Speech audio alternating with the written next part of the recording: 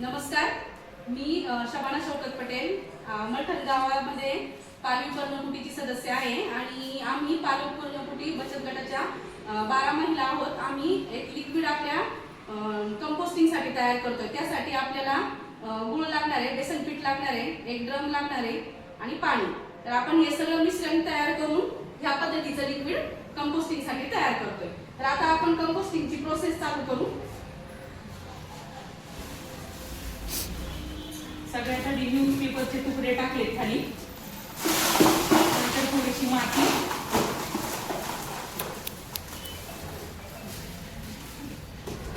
सगळ्या भाजीपाला टाकायचं त्याच्यामध्ये आणि ते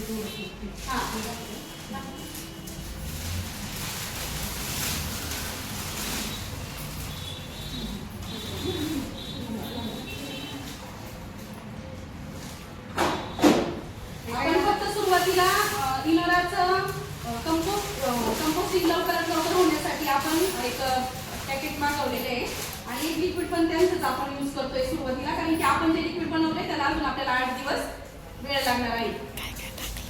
आणि आता आपण त्याच्यामध्ये माती झाल्यानंतर आपण जो घरातला वेस्ट निघतोय भाजीपाल्याचा तो टाकलेला आहे। थोड्या प्रमाणामध्ये आपण एक कंपोस्ट टाकलेलं आहे आणि आता आपण त्याच्यामध्ये लिक्विडचा वापर करतोय, जेणेकरून हे 4 ते 5 दिवसातच आपले हे कंपोस्टिंग तयार होते।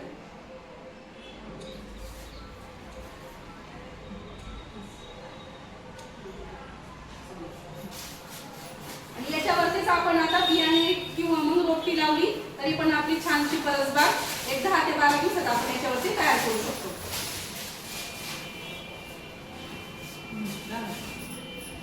या ठिकाणी मलठण गावातील पालवी पर्णकुटी या बचत गटाने हा उपक्रम राबवलेला आहे।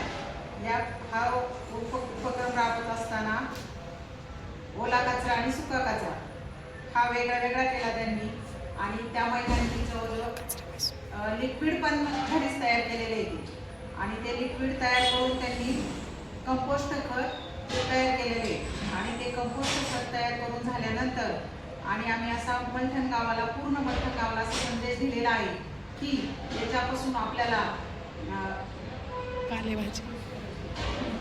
घरच्या घरी परसबाग बनवायची आहे। हे कंपोस्ट खत तयार केलेलं आहे, याच्यापासून आपल्या कुटुंबाचं जे आरोग्य आहे ते व्यवस्थित राहील आणि त्याच्यापासून आपल्याला वांगे, मिरच्या, अजून काही भाज्या आपल्याला घेता येतील। त्याच्यापासून आपलं आरोग्य पण चांगलं राहील, आजूबाजूचा परिसर चांगला राहील, गावाची स्वच्छता राहील या निमित्ताने सांगते।